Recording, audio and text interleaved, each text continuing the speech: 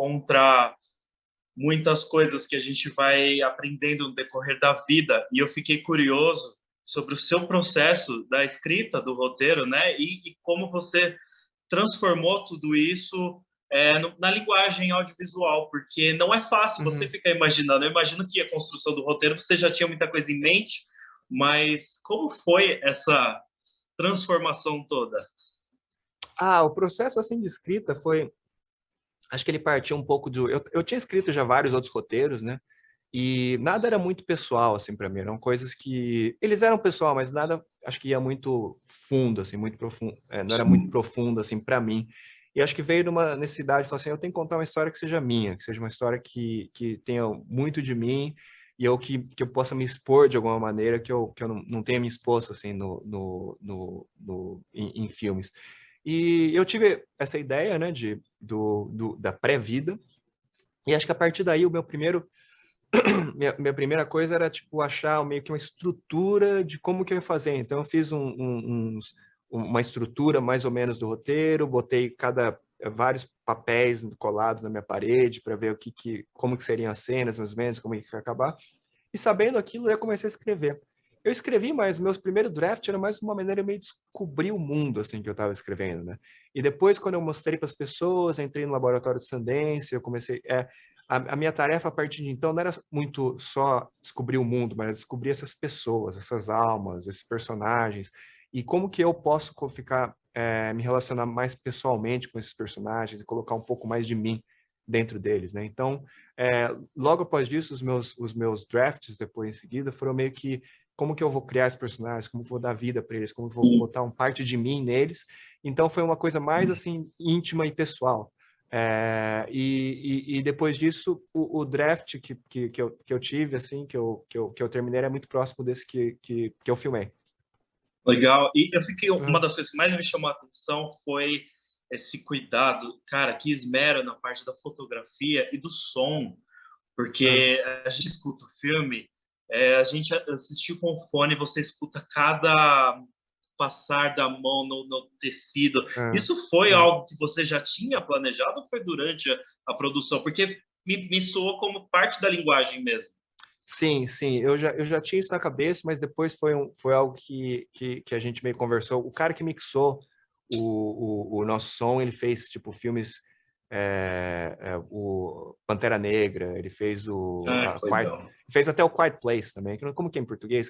É o Lugar Silencioso, né? Lugar Silencioso, ele fez Lugar Silencioso, mas para mim, o que eu queria era meio que como que eu posso fazer esse lugar ser imersivo para as pessoas, né? Como que, Sim, principalmente essas experiências. Então era meio que do mesmo jeito que você está vendo aquela praia, eu queria que elas sentissem pelo som a sim. textura. E uma das coisas que eu falava era fazer, eu quero ouvir cada grão de areia que tem lá na praia, porque eu quero que as pessoas sintam isso, né?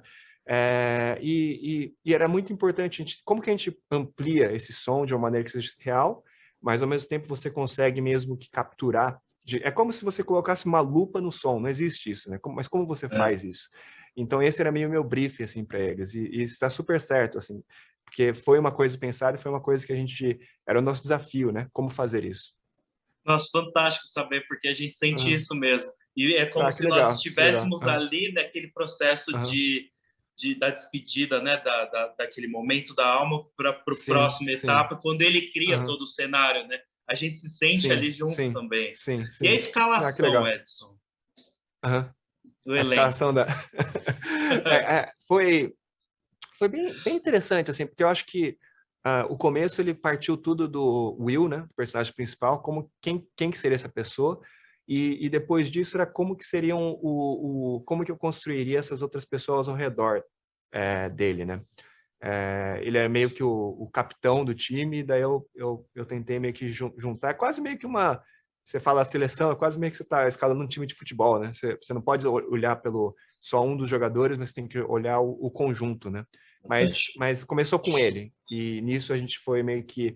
E para mim foi surreal mesmo ter essa oportunidade de falar com atores tão incríveis e renomados, e eles se relacionarem com o roteiro, lerem o roteiro e querem falar comigo foi um processo muito especial assim para mim. Bacana. Eu tenho uma curiosidade, não sei se alguém já te Uhum, perguntou, mas uhum. a gente assiste uma pequena participação do Zacarias. Exatamente.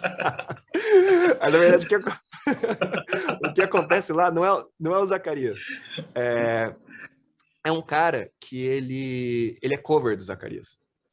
Então, e daí um amigo meu, que ele foi meio segunda unidade, assim, de diretor de segunda unidade, ele pegava várias imagens para a gente colocar na TV. Eu falei assim, eu preciso achar alguma coisa engraçada, uma coisa.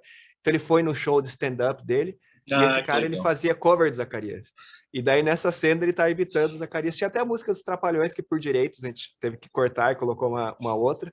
Mas ele é exatamente todos os brasileiros que assistem, eles, tipo, É, nessa hora, cascam o bico, assim. Daí, lá nos Estados Unidos, tipo, os gringos não entendem nada, assim, mas quando eles veem o Zacarias, os brasileiros vão à loucura, assim, tomara que aqui o pessoal veja mesmo, assim. eu estava É, falando dos outros jornalistas, eles repararam também. Eu falei que legal, porque acaba sendo até bonito, né? Soa e, como uma homenagem também, né? não, e acho muito legal, assim, tipo, o Tony Hale, né, ele tá lá e tá conectando o Zacarias com o Tony Hale, né, que é uma coisa, tipo, muito, muito surreal. Verdade, verdade. É, E a música também, né? Tem a parte brasileira, é, tem, obviamente, tem toda eu na a rua. criação muito sensível, mas tem a parte da música brasileira que faz parte ali do processo. E aí eu queria saber um pouquinho de você, se você também esteve nessas escolhas, porque é muito sensível. Completamente.